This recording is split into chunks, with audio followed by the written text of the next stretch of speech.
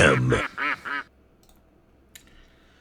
Hi everyone. I'm gonna show you now some interesting moments. So I'm gonna show you one game today that I had at the British Chess Championships. I haven't played a tournament for a couple of years over the board. I love playing longer time limit tournaments. They're great for your chess. And this is one of the more interesting games. I probably won't show all my games from the British because a bit boring. So I'm just going to show some highlights. But in this game, I was playing a future world champion. I think a lot of people have tipped her to be. Bodhana. This was round 7 of the British Championships, and I just lost a really bad game a round or two before. And this was a very tough pairing. Bodhana, as you can see in the picture above me, is very young, 9 years old. I mean, can you falcon that? Imagine that, 9. And it was very funny because when she was, I was sitting there waiting for her to turn up, terrified. I mean, forget about the chess boxing. This is 100 times more terrifying. And her dad, very nice person, comes along with like one of these sort of baby booster chairs that you put in the back of a car. And the first thing that he does is put the booster chair on the normal chair, you know, and you're like, what's going on here then? You're like, turbo chair. Lifts her onto the chair and and then lines up all of her drinks, you know, like and it's just a really funny sight, and you're thinking, oh my god, if I lose to this, you know, it's not going to be great. And I just wanted to show you this game because it was very, very interesting. It had some really interesting moments, and I think was one of the more creative games. Not perfect by any means, but it was extremely exciting. Let's dive into the action immediately. And I started with d4. I was playing lots of different stuff over in Hull, and Bodhana now went for her normal opening. Obviously at 9 years old, people are a bit more predictable. They generally, well, 9 years old, I mean, it's crazy. They generally stick to the same openings, so I knew that there was a good chance, very high chance, that she'd play into the Slav. Now, I have taken here in the past, but we play one of the more main lines, and this is sort of the start of the Slav. And now I play knight to f3, and again there are a couple of options here.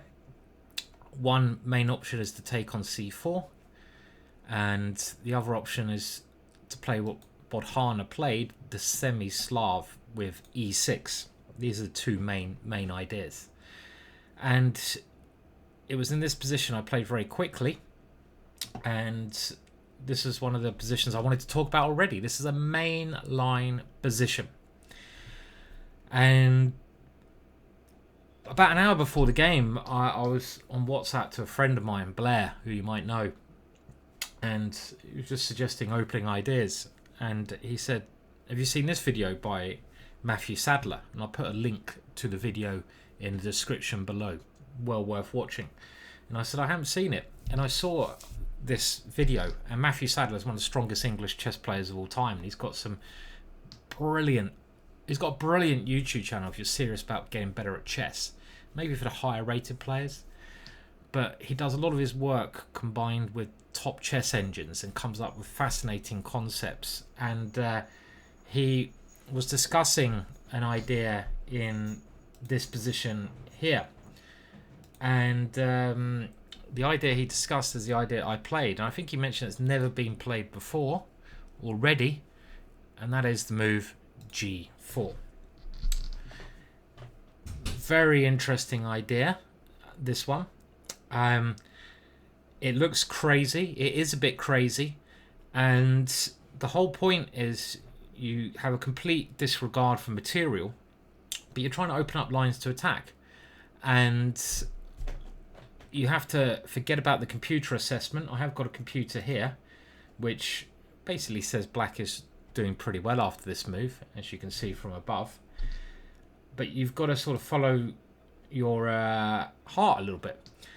And I love this move. I don't know if it's ever been played in a competitive game before over the board. Be interesting. I haven't looked or bothered to research.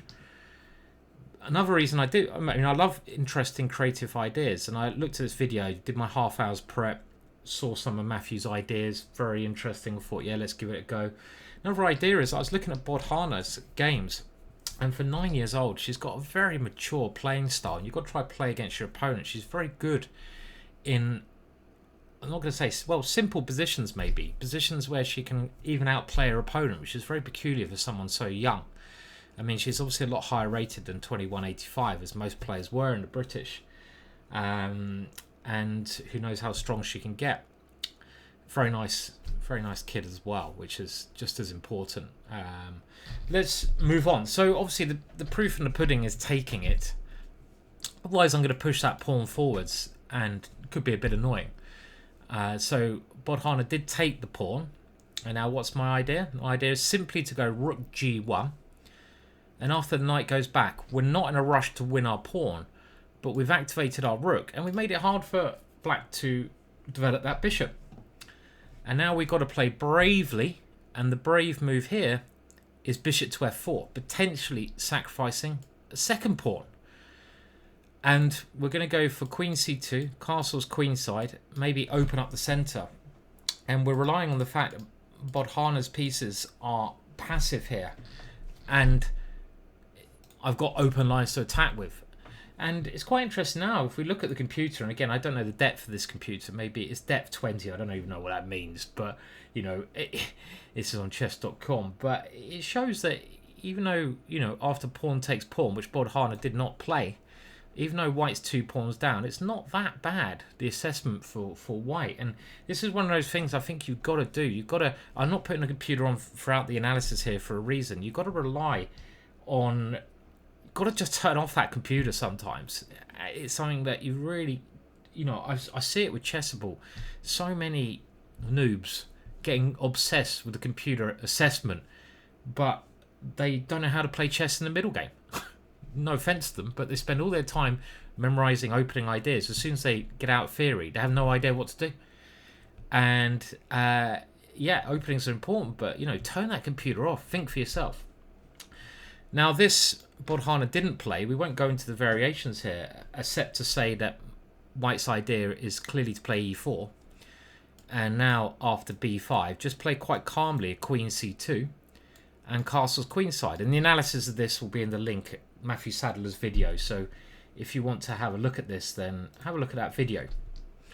Bodhana thought that one pawn was enough and decided not to give the centre up, so sensibly developed the knight. So I continue with queen c2. I want a castle. I don't want to commit my e-pawn because I might want to put it on e4. And now a very sensible move, g6. Blunting the rook. So of course I castled. I've got quite good development now for my one pawn. And here I was a bit surprised by the next move. Bodhana played bishop b4. Because this does seem to my eyes to be a little bit risky. And there is an amazing idea here now, which the computer points out, which I did see in the game, but I didn't have the cojones, the balls to play it. And we'll come to that in a minute, but a much more normal move would be bishop g7, trying to keep things covered over here, and then to try and castle. I know, again, Matthew Sadler's analysis is fascinating here, which he does with the help of computer. And there's some ideas where you go h4. And I was looking also at some ideas in this kind of position. Let's say I go h4. Let's say black castles. I was looking at some ideas where you play bishop g5 here at some point, which looked to me, you know, not around here, but sometimes, because I want to play h5 and I don't want knight takes h5. This kind of idea looked interesting. Maybe we just play e3 first, king b1, and we're going to try and eventually angle for this move tactically. But it's still looks reasonably solid for black at the moment, so black can also attack over here. So this seems very sensible. Bishop b4 felt wrong, and indeed it is wrong. And in these positions, it's impossible to play the computer's preferred moves, you know, because the position is just so complex, and you've got to go with your instinct a lot. And I love these kind of positions because around Ethereum move 9, we've got to think for ourselves, Very exciting position, many chances for both sides. So just what I wanted. And here I played bishop h6, which seems fairly logical because it stops black from castling, keeps the king stuck there. The other main move I was thinking of playing was knight to g5. Also seemed quite logical. One idea is h6, we take there and we're busting through, but this would be very nice of Bodhana to play this way. And the other idea is maybe to play e4 and open it up like this. Potentially you've got bishop h3 and a sacrifice here, but we also don't need to rush this compensation. That's the other thing people tend to do. A lot of sacrifices nowadays at modern level. We can tell this by the Alpha Zero chess matches. Alpha Zero sacrificed pawn after pawn, but he did it in a very long-term positional way. Not in a way like, oh, panic, I've got to get that back. Chill out, take a deep breath, and look for long-term compensation. And that's also maybe what you should do here. But amazingly, the best move here is e4. And I saw this, and I clearly want to open up the middle, but I was wondering about the position after here. And now queen takes and knight takes here. So I've given up a second pawn. But after queen here, the computer actually prefers white's position. And it does make some sense. We've given up one pawn. What's two pawns? Who cares? And now we've got the dark squares forever. Because my opponent has placed all of her pawns on light squares, the opposite number are very weak. So we can play great compensation here. Maybe get rid of these knights. Or get rid of that one knight. Our bishop can try to float in. We can try to open up the pawn structure, chip away at it, and it actually looks really nice long-term compensation for white. Let's continue the game. I played bishop h6. Bodhana played queen a5. And now my original idea was knight g5, but I got a little bit concerned about this move. And now after e4, potentially some b5 stuff. Still very interesting, but I didn't see anything wrong with taking on d5. Just stopping Bodhana having that possibility. So Bodhana recapture with a knight. Because there were some ideas of bishop g7 which she didn't like, so she gets rid of that one. So I just recaptured. And now, funny enough, the computer says e takes, but that looked very dangerous because the idea is at e4 at some point and the king could get exposed. This seems more sensible. And now just king b1. And I feel here I've got full compensation. Definitely. That's probably it. And it's now just a game of chess. My king's a little bit safer. Got slightly better development. I can open things up. I have a lever, e4. And the pressure's on Bodhana. So it's been a bit of a success, the opening. Even if it hasn't been perfectly played. So Bodhana now aims to get developed. Knight b6, the most human move. Now that e5 is open, I move my knight in. Nice square for my knight. And now a very surprising move. And a move where things start to maybe go wrong. Bishop d6. But actually, maybe not a terrible or even bad move on its own. And the move I was fully expecting was bishop d7. And I haven't analysed this game yet, so we can just see how my analysis was. I did analyse it with Bodhana afterwards. Now, after bishop d7, I was planning, I believe, just to take this one and play e4. Let's have a look at that first. My idea was to take here. Now, knight takes... I'm not sure what black's going to play next. Maybe e4. So king takes. I was now thinking e4. And after rook c8, is this right? Queen b3. And this position looked very dangerous for black. And the point is I'm threatening a3 and bishop b5 check. And I'm starting to open things up here. But maybe the computer indicates it's still equal after a6 here. So this wasn't as good as I thought. But actually, Bodhana suggested a move in the analysis. Queen c7. Which may be even better. Is even better. And this keeps an advantage. So again, you can see her analysis is still very good. Now after bishop d6, I had a big think here because I've got many options. And e4 I played, it's the most natural. And now the next move took me completely by shock. And it's actually a mistake. And this is where Bodhana starts to go a little bit wrong here. She's played very well up to this point. I was fully expecting that she'd get rid of my knight. Yes, it weakens the dark squares a lot.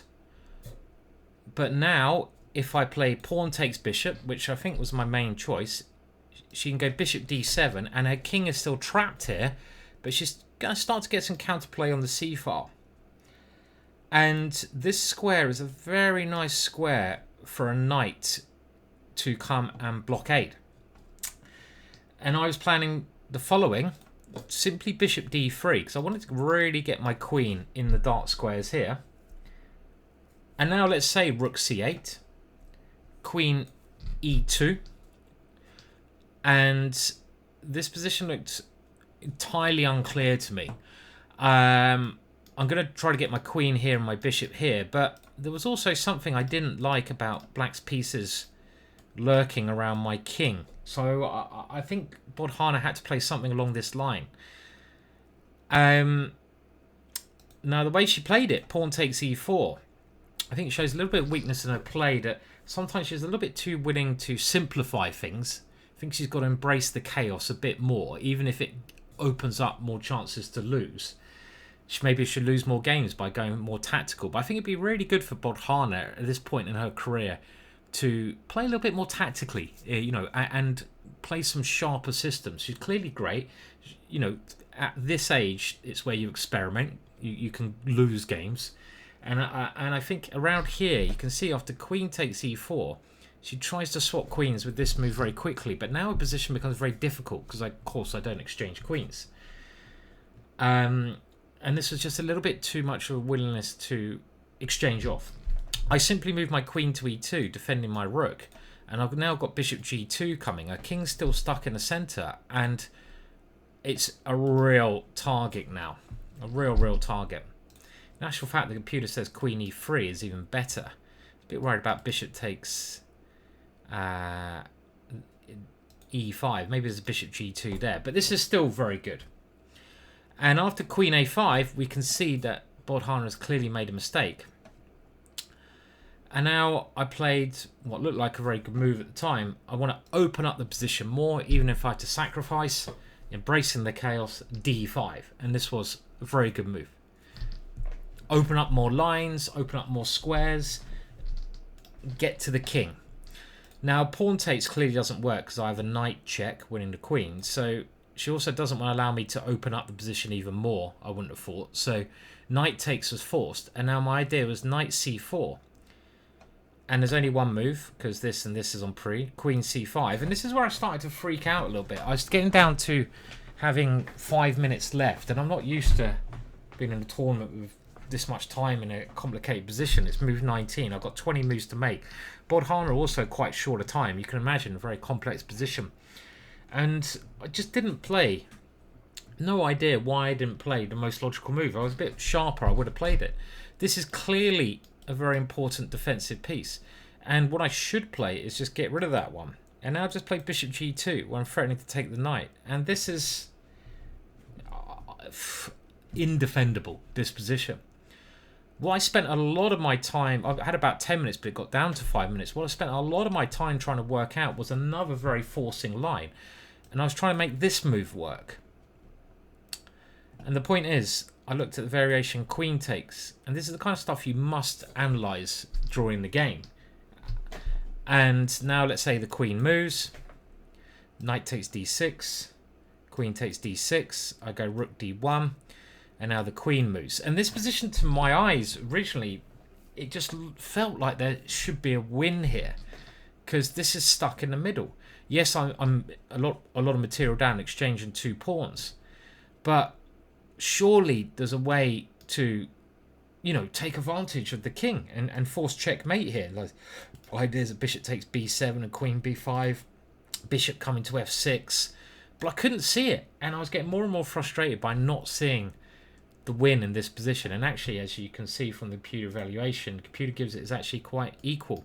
This kind of idea being best with ongoing compensation, but it's nothing too clear. And for that, you know, and also I felt my position here was so great that I didn't need to, you know, sacrifice unless I saw the win. Very happy to play aggressive chess, but in tournament situation only if I could see the win. So in this position, I played bishop g2 first, which is not a terrible move, but I should have got rid of this bishop first, because now Bodhana defends brilliantly with bishop e7, the only move. And I suddenly realised, hang on a minute, it's not so clear, because if I take here, I'm not coming through. And I've got, again, great compensation here, but it's nothing clear. So I moved another piece into the game, threatening bishop takes d5, pawn takes, and then rook takes d5, queen takes e7, checkmate. Bodhana now play knight b6, another good move. I don't want to exchange pieces unless it benefits me because I'm attacking. So knight e5. And now f6 was the move that Bodhana should have played here, trying to give the f7 square to the king, when it's roughly even, as you can see by the computer evaluation, and that would have kept things very tense. I missed my opportunity. In sharp games, you often have to pounce on your opportunities. And instead, Bodhana played knight d7. Again, maybe a little bit of a willingness to exchange too quickly, avoid complications. This, as long as I don't swap off, it blockades the pieces a lot. And I did look at bishop b7, but I was a little bit uncertain about allowing my opponent's bishop to come out, and I'm not grabbing pawns here. I'm going for mates. So I decided another plan. But again, I think Bodhana's just got to embrace complications a little bit more to go to that next level, which I'm sure she will. Clearly, a brilliant player. There is also another trap here. If I try knight takes f7, which looks very tempting, right? Trying to come in to e6. Well, now queen f5 comes, and Bodhana takes here at some point. And, you know, even here I have compensation, but again, it's very risky. So if I don't checkmate, then it's a whole piece. So I just played knight g4. And this was a very good move because my opponent still... If my opponent was castled here, Bodhana was castled, then it'd be all right. But it's very hard for her to get castled. And I have lots of compensation with my open lines and my opponent's discombobulation. So I can just keep the pressure on. And Bodhana now played a mistake. Queen f5 check. I repeated with bishop e4 here. Bishop f3. Just wondering if she'll fall for knight here check. And after check, now king a1. And actually the queen is not very well placed here. After bishop g5, the final blunder, I now have a winning tactic that basically wins the game. I'm going to give you a little puzzle in a minute, see if you can play like Bodhana, by the way. So do stay on for that. Can you see the winning move? Actually quite straightforward. Rook d5. Again, this key square. And around about here, it's clear I'm winning. I've just got to make the time control. And after e5, well, knight takes e5, and now I've opened up a line towards Bodhana's king, so there's no escape for her now. If bishop takes bishop, there's many ways to win. Probably knight takes d7 is the simplest, because the king can't escape this way, and I've got rook e5 in some lines, and the king goes this way. It's going to be mate, clearly, with some horrible ideas there. So queen e6, trying to stop a discovered check, but now there might be other moves. Knight takes f7 is probably even stronger, actually, but this one is simple and winning, and you pick the simple move when short time. Bodhana should castle, but of course she's a piece down now, and I've got all the active play. She tries f6, and again, simple moves, no point complicating. And here, well, I'm 2 pieces up. There are quicker ways to win, but again, simple moves. Just take the piece, threatening the rook, and after the rook moves, we can just swap off. And now bishop g4 seemed nice because it stopped this bishop coming to the game, but I'm already 2 pieces up. Actually, Bodhana did play on to checkmate, which I'm sure she won't do for her whole life. And I have to say, at the time, I was a little bit insulted, which I shouldn't be, because I've got to remember she's 9, because no one's ever played on until checkmate, and I'll blast through how it was. But it's obviously at that age, it's totally fine. And she asked to analyse after the game, which I was very happy to do so. And like I said, she's a very, very nice girl. Seems very down to earth. Got a head on her shoulders. Clearly incredibly talented. I don't know how strong she'd be. Very important at her age. You know, don't put too much weight on her. She's still a kid. You know, let her enjoy other sides of her life. You know, she seems to love chess, which is great. Her dad seems fantastic, very supporting family, which is so important, obviously, at that age. But 9 years old. 9 years old. What a player she's going to be. Now, this wasn't the first time I'd met Bodhana. About a year or so before, maybe when she's 7, 8, I went to did a simul at Harrow Chess Club. My friend Neville Chan asked me to do a simul there, and I put a puzzle on the board, and this is the puzzle I put on the board for the members of Harrow Chess Club. And she was there, this very young child, you know, sitting there, and within like, I don't know, 5 seconds she had the solution to this. So if you want to have a go at this puzzle here, it's white to play and to checkmate in I think 9 moves. So pause the video. It's a beautiful puzzle, and she solved it immediately, and I sort of knew at that moment, who the hell is this girl? There were other players there, like FMs, maybe IMs even in the crowd. They couldn't solve it. This young girl solved this puzzle immediately, which just shows her skill. But as well as that, you can tell by the way she plays, she's got this very mature style. You've got to beat them where you're young, so that's good. I remember beating a young Magnus Carlsen, so, you know, beat the world champions before they become world champions, so you can brag about it later. And I obviously wish her the best of luck on her chess career. But I'll leave you with this, and please like the video and subscribe. That was my round 7 game. Interesting all round, I think. Check the link in the description to Matthew Sadler's video. And yeah, cheers.